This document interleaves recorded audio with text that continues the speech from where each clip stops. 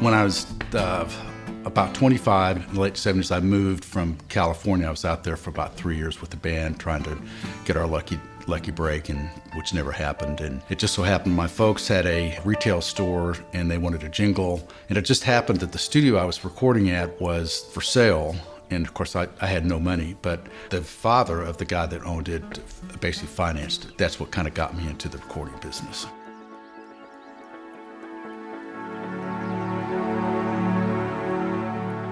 I discovered really quickly that the bands were a lot like I was in LA. They didn't have any money, so they'd come in and record for 8 hours and then they'd write a check and it would bounce. And so I had a little brother who came down to help me run the studio, and he said, well, why don't you just do jingles?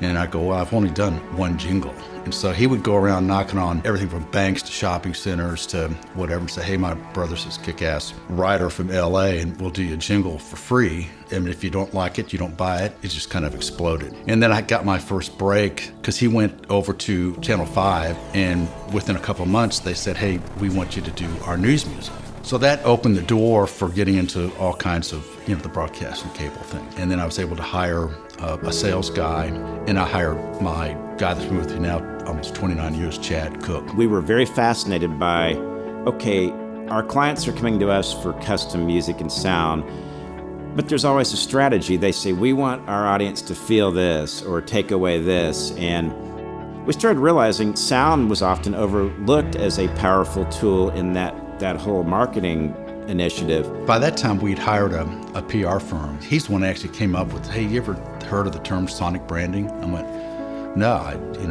never have. And he said, that's kind of what you guys do. That's big network mnemonics, that's bioscience products in a laboratory, app navigations in a mobile phone, the sounds that rides make as they tilt you up and down to build the suspense.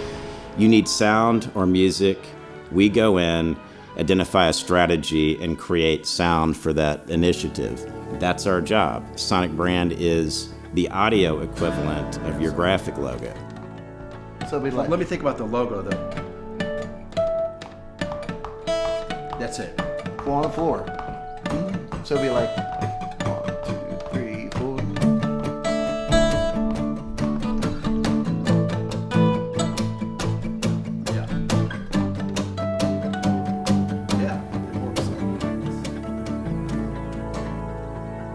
Nobody hums the announcer.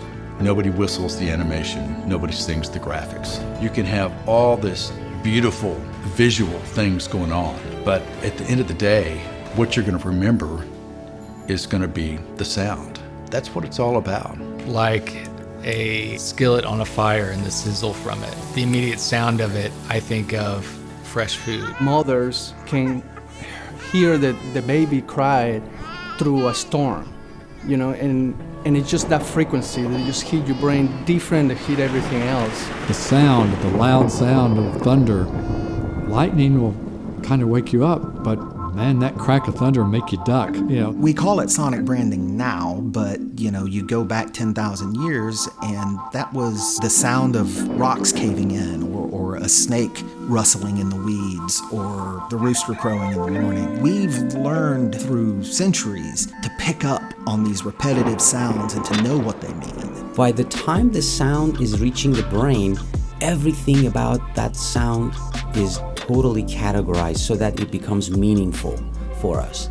That is done by an area called subcortical pathway or subcortical filter.